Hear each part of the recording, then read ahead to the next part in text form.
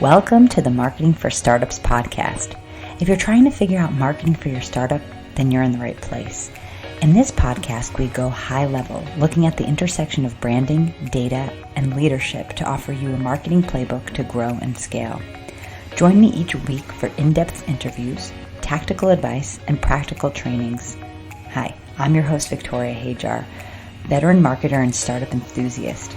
I promise to bring my experience and curiosity to each episode. Then together, we'll peel back the onion on this ever-changing discipline that is marketing. I'm so happy you're here. Let's dive in. Hello, and welcome to this week's episode. Here's what we're talking about today. We're talking about execution, because all the goal planning and strategy work that we do is only as good as how well we can execute. And we know this, right? We know this. We're very conscious of this. But oftentimes it's much more fun to do goal planning and goal setting than actually putting our heads down and doing the work. And so today is all about how we're going to actually do the work. How do we need to structure our weeks? How do we need to structure our teams in order to be able to push that boulder up the hill and get those goals, those targets hit, and the goals actually completed? But before we get into the episode, I do want to let you know that I have a ton of fabulous resources to help you grow and scale your business.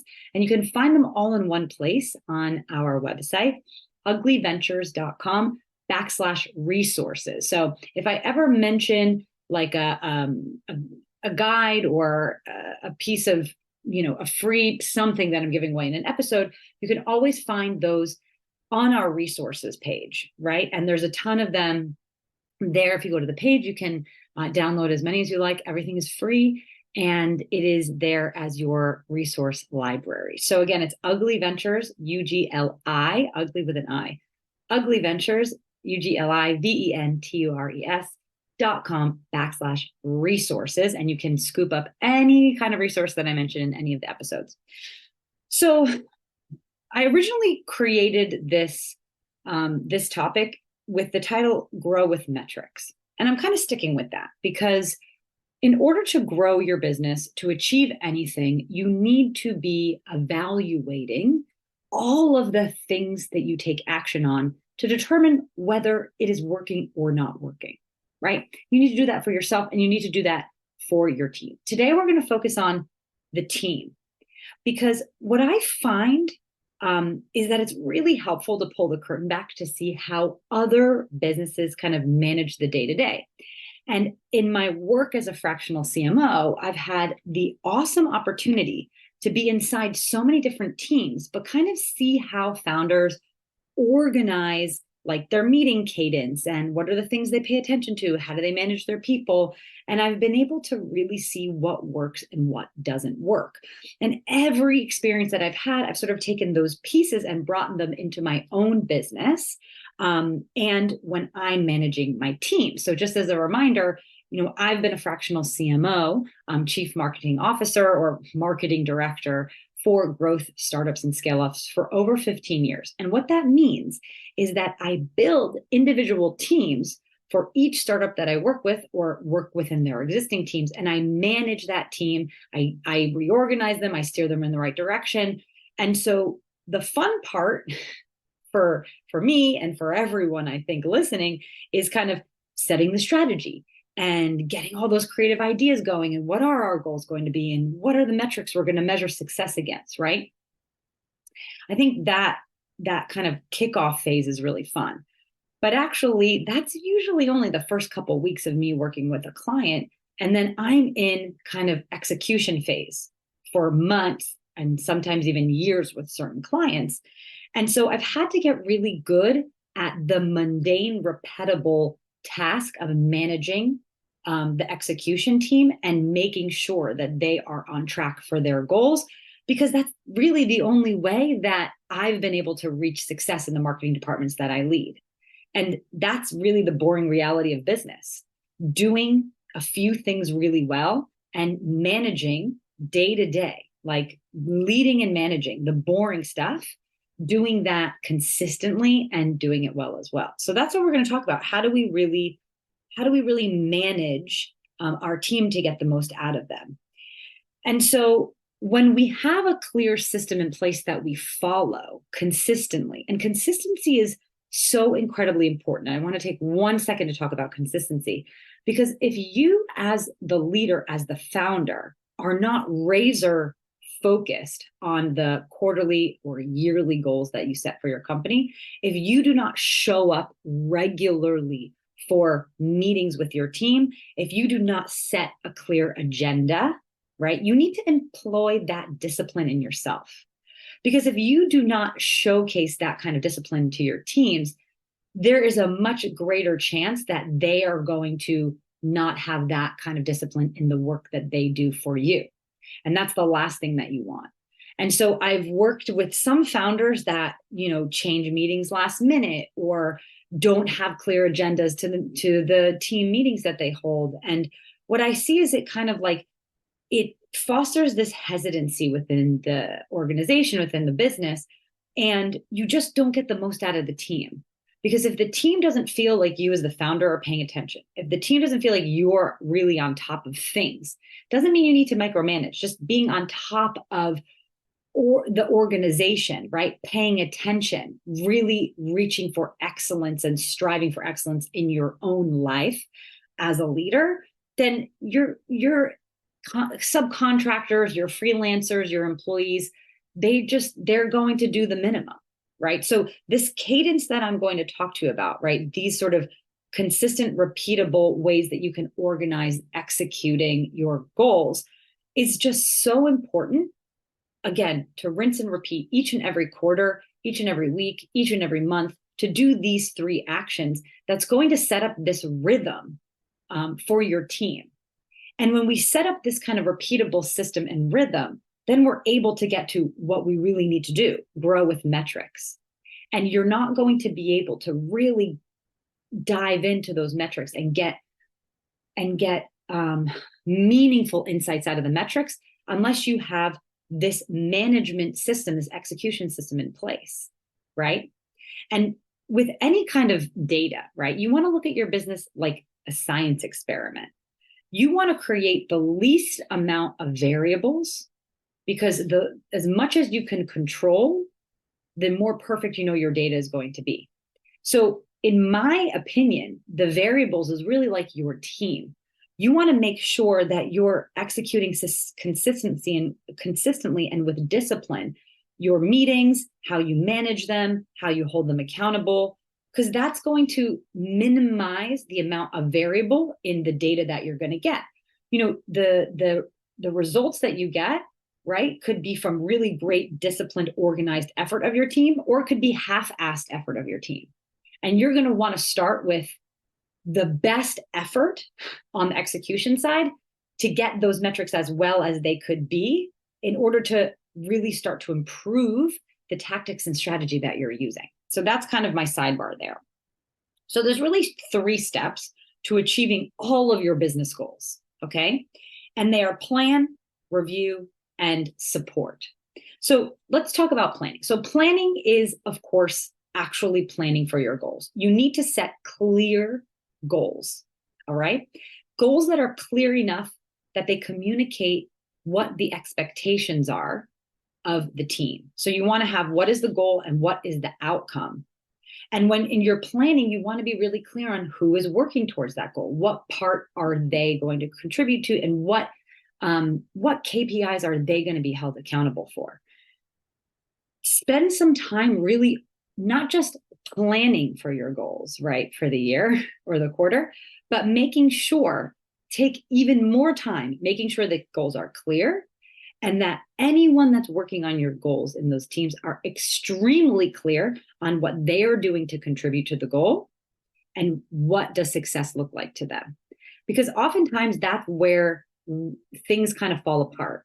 We take these creative ideas, we create goals out of them.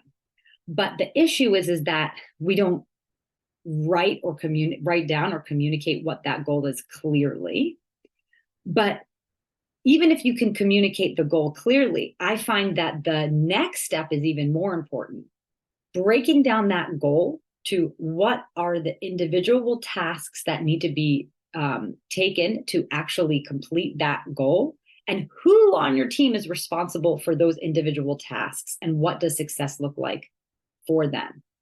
Now, this planning process could and should be collaborative. You, as the founder, should set the high level goals, right? And make sure those high level goals are extremely clear. What are the results that you're looking for in the period of time? What success looks like? And then you can invite your team to say, okay, now we have our goals. Team, let's think about what do we need to do to actually complete this goal. I call this a scope of work. So I have the goal written down, and I create a scope of work document for each individual goal that outlines those steps, who's responsible for each step, and what does success look like, right? What is the desired outcome? And then when we are managing the execution of those goals, which is the next step, we have this document to refer to, kind of like a project management document for your goals. And if you, as the founder or the leadership team, are really paying attention in that way, you know that you're going to have just better production out of your team, because they're going to be extremely clear. What are the steps and what do they need to do, and what does success look like? Oftentimes we just set the goal and then we just like hope that our team gets it together enough to like make it work. And then we're not really properly monitoring what they're doing and giving them support when needed. And those are the next two steps. So our first step is plan. Then we have our review.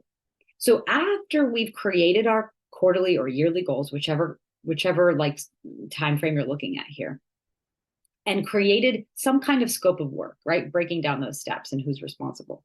We need to be visiting those big goals on a weekly basis, checking in on how they are going. So we can be looking at that scope of work document and just getting a status, right? What's done, what's not done, why or why not, right? Or usually we just like to focus on if something's not getting done, right? If things are getting done, things are going smoothly, we don't have to spend too much time digging into it. But if something's not getting done, we want to be able to understand, does that individual need support? Do they not have the tools that they need to actually be successful in completing that task? So after you've done the planning, we need to be reviewing weekly a scorecard based on these goals. So I look at it two ways. I look at the actual goal and the task and just say, are those done, right? But then I also look at a marketing scorecard where we say, okay, what are the metrics that we're going after for the marketing department, right? Or the sales department or whatever, this CS department. What are the goals that you're after? And then we're measuring our progress week over week, right? And we have targets week over week, month over month. And we're looking at those on a regular basis to say, okay, are we reaching our targets? If we're reaching our targets, great. Don't even spend 2 seconds on it. If we're not, you got to dig into it and understand why we're not reaching the targets. And you're going to be able to improve on the strategy or the tactic in the moment, right?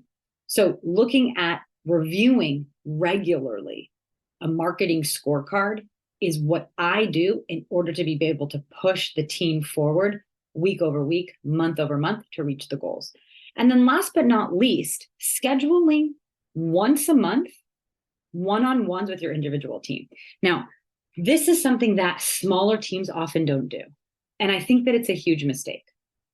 Because when you're with a smaller team, you really want to get buy-in from that team member, and you want them to grow with you. You want to foster them as individuals, and because these individuals are going to be the foundation by which you grow your business. So having good, effective, bought-in, enthusiastic, growth-minded team members, it makes all the difference, because you can't build this company by yourself. You're going to need your team. And so when you plan clearly, right, step right is planning. You plan and communicate clearly. Number 2 is you're reviewing weekly the performance of your team, right? We're managing the outcomes here. So, are they completing what they need to complete to get the goal accomplished in the time allotted? And is the marketing metrics hitting those desired goals week over week? Because then we know if the strategy is actually working. Because it's one thing if someone's completing the task and getting to the goal. It's another thing if we're not hitting the actual targets that we need in terms of, like, let's say lead volume or conversion rate, right? We need to be looking at those numbers week over week to analyze the performance, right? Our goals are just our best guess at what needs to get done to reach the results that we want to. Looking at the actual data and metrics from like our marketing effort is what tells us if things are working or not working. So we have plan, review, but support is the last piece.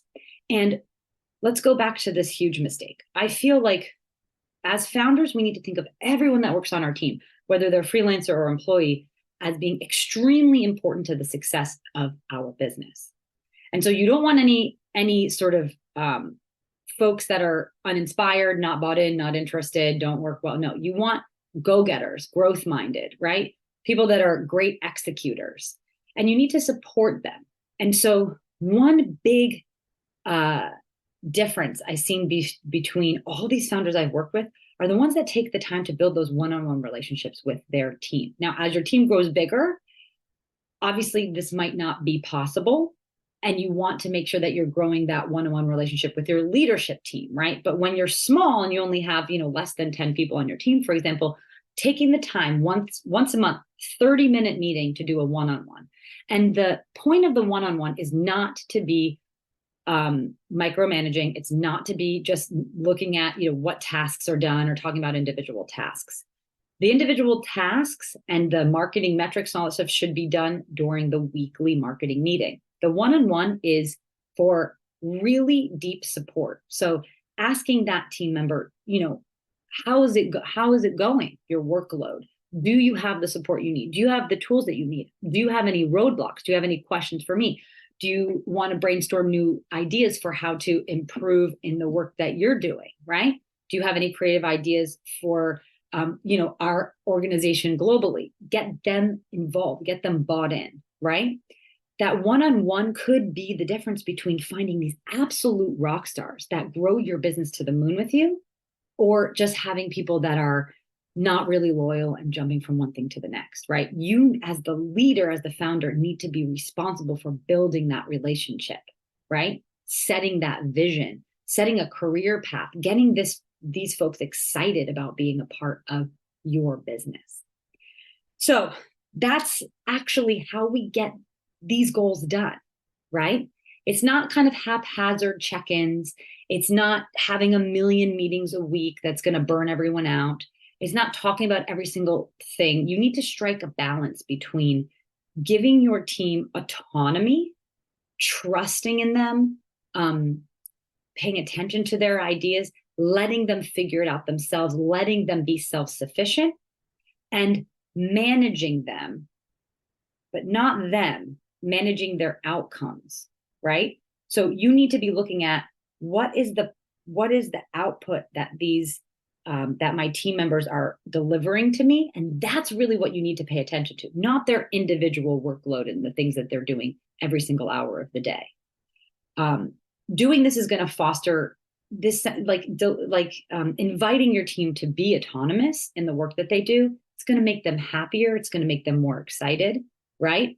But you need to be really on top of those outcomes, because if they're not completing the tasks to get you towards your goal or not hitting those metrics, well, then you're not going to get to where you need to be. And finally, doing those one-on-ones, that's just going to help you get the most out of your team, build that personal relationship. And now when a lot of us are working remotely, those one-on-ones are more important than ever. So this is really how we're going to grow with metrics, right? It's not about the individual metrics, this podcast episode, right? It's not about exactly what metrics to be watching.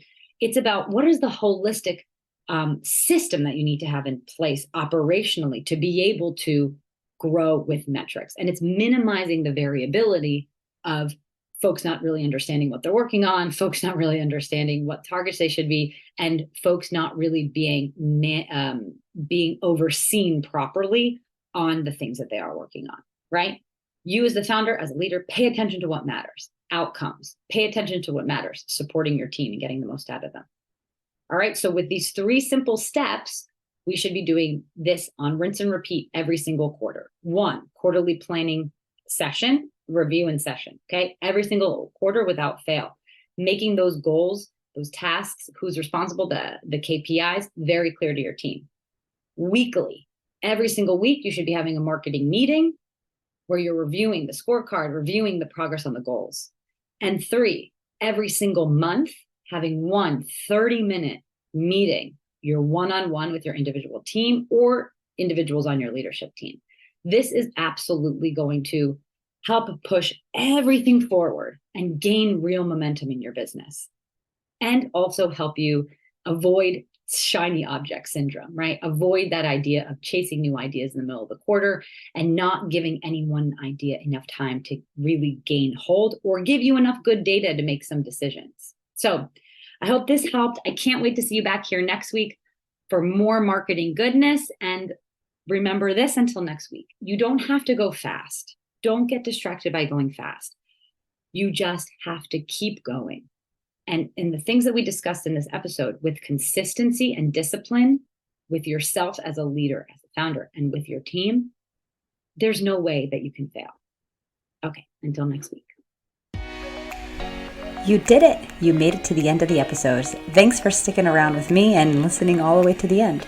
I really appreciate you as an audience member, and I hope that you found this helpful. If you did like this episode, it would mean so much to me if you subscribed, if you rate and review this podcast. It helps other people know that this podcast has something worth saying. It also would be super awesome if you could take a screenshot and share on Instagram and tag me at Ugly Ventures, UGLI Ventures, VENTURES. I am always so appreciative to hear from you, and I hope to see you back here next week on the Marketing for Startups podcast.